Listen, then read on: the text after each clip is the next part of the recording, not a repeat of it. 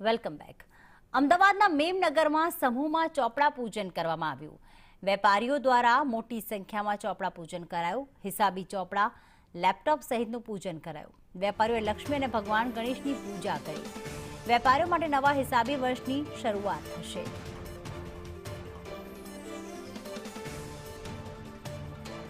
દિવાળીના પર્વમાં વેપારીઓ દ્વારા ચોપડા પૂજન કરવામાં આવતું હોય છે. નવું વર્ષ તેમની માટે બરકત લઈને આવે એવી પ્રાર્થના કરતા હોય છે. ત્યારે આ પર્વે લક્ષ્મીજી અને ગણેશજીનું એક સાથે પૂજન કરવામાં આવે છે, કારણ કે ગણેશજી રિદ્ધિ સિદ્ધિ માન પ્રતિષ્ઠા અપનાવનારા છે, સફળતા અપાવનારા છે, તમામ વિઘ્નોને દૂર કરનારા છે, અને લક્ષ્મીજી આવકમાં વૃદ્ધિ કરનારા છે, વેપારમાં વૃદ્ધિ કરનારા છે.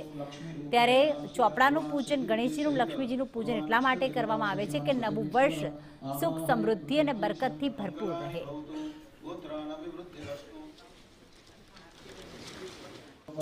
निवारणे मयोपपादिते तुभ्यं वाति महालक्ष्मी नमः वस्त्रोपवस्त्राग्निरः.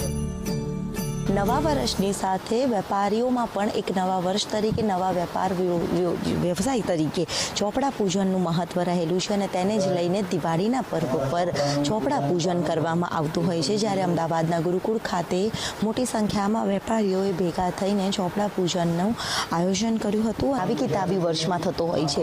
આજના દિવસના ચોપડા પૂજનનું મહત્ત્વ કેટલું વેપારીઓ માટે રહેલું હોય છે?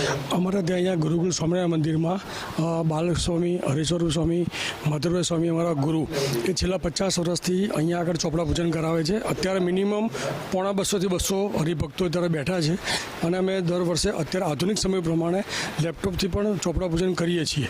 આજે સ્વામિનારાયણ ગુરુકુલ મેમનગર ખાતે ખૂબ સુંદર આયોજન થયું છે ચોપડા પૂજનનું, અને તમે જોઈ શકો છો કે ઘણા હરિભક્તોએ લાભ લીધો છે, અને અમે પણ આજે લેપટોપની સાથે અને ચોપડા પૂજનનો લાભ લઈએ છીએ.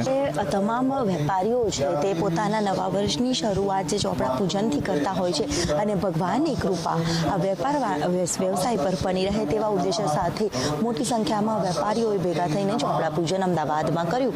કેમેરામેન સંદીપ રાઠોડ સાથે દિવ્યા ચૌહાણ, સંદેશ ન્યૂઝ.